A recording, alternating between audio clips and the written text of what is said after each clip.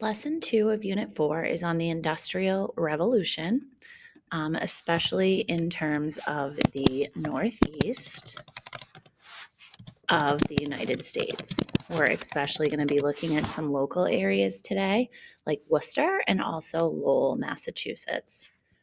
So, our lesson objectives by the end of this lesson, you can explain how the Industrial Revolution made its way from Great Britain to the United States.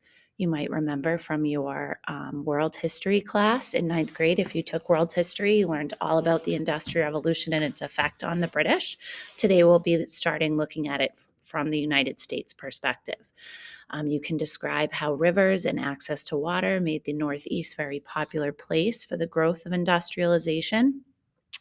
And you're also going to explain the effects of industrialization on how it created a national economy.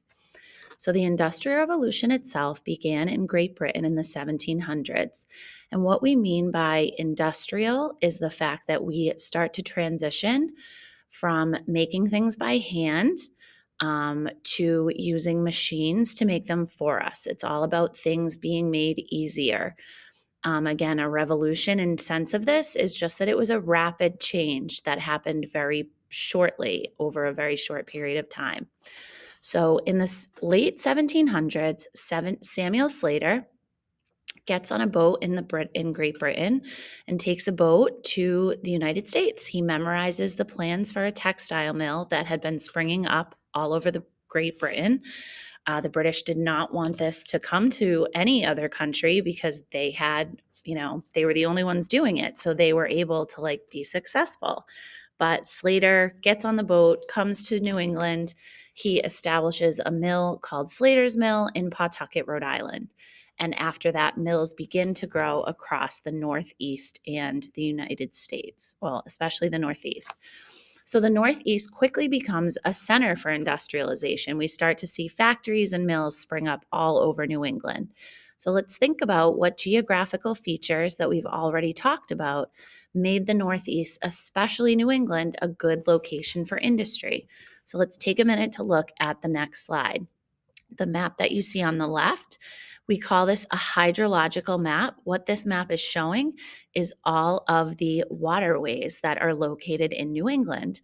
What we're going to need water for is it will be the first ways that we give power to the mills.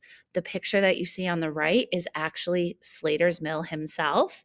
And you can see how it's right next to a waterway that we're able to use these waterways to give power to help the machines run. Another place where we industrialized greatly in the Northeast was a town created by a man named Francis Lowell. Francis Lowell has this idea to build a town where everything would be centralized. So the word centralized means that all the steps involving the production of a product happen at one location. So I'll explain this a little bit on a slide later on. So basically, all of the thread that you need to make cloth, that's what textile means. Turning, a natural resource like cotton into thread, which then the thread can be turned into woven cloth. So he locates his mill again next to a river, the Merrimack River, and he names the town Lowell after himself. And this area will become a huge hub of manufacturing textiles, also firearms. So, thinking about this, how do you think Worcester, which becomes a city in 1848, fits into the Industrial Revolution? And I have a couple ways for you to think about it in images that you see here. So you have a picture on the left of the city of Worcester and a huge, it became a hub of manufacturing. You start to see people moving to Worcester. Why do people choose to move certain places? For jobs, right? You are going to live where you can work and you know that you and your family can make money to find work. On the map on the right hand side, this map is a little before 1848, but you can start to see how the city kind of has grown. We don't have a ton of waterways here, but remember we talked about in our last lesson how we're going to build a man-made waterway, which we call canals. The Blackstone Canal is going to come from the center of the city south, so we can ship goods towards Rhode Island. So now looking at a map of Lowell, Massachusetts, this is something similar that you see here, how everything is kind of built around the river itself. So you have the Merrimack River that kind of bends. Then what we'll do is we'll build canals and locks, okay, to connect all these different areas. We can, change the flow of water. You'll also see down the bottom later on, we'll also need railroads to help transport the goods that are made here. So you had factories that are located right along the river itself. You have boarding houses. The thing about Lowell is he's going to want his workers to live right where they work. So he gives them housing, and then he knows that, he can kind of recruit people to live there, to work there, because they know that they'll have a place to live. You have churches. So he really builds this whole little town that revolves around his idea of what's made in these factories. We have churches. People, the only day that his workers will have off is Sundays, that they'll have time to go to church. You'll have other buildings, but really his factory system revolved around the fact that everything would be located in one place. Maybe you've been to Lowell. I know we in the past have done a trip to Lowell, and it's always really fascinating to be in the factories and kind of see where they lived and how it all operated.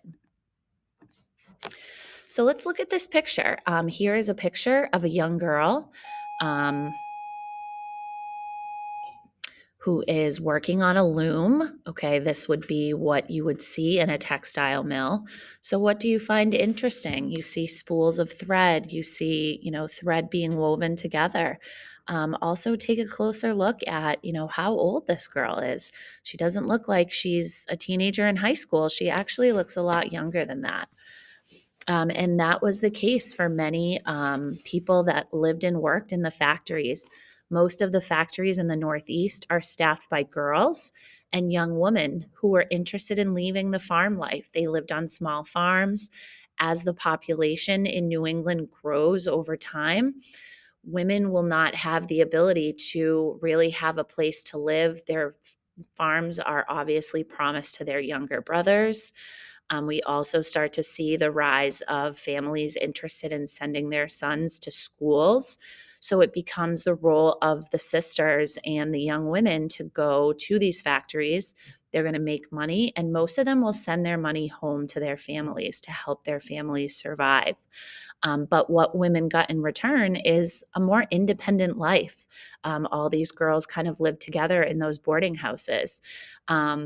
Working conditions were very dangerous, however. They were ruled by the clock. A bell would ring at the factory, waking them up every morning, and they had to go to the factory at a certain time.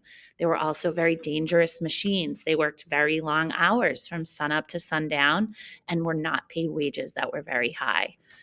But even though industrialization had its negatives, it also had some positives as well. When these large groups of people work together, this is where we start the idea of a union. The workers always outnumber the people that run the factories, so they realize that they have a power. And if they band together, they can improve their working conditions. They can ask for higher wages.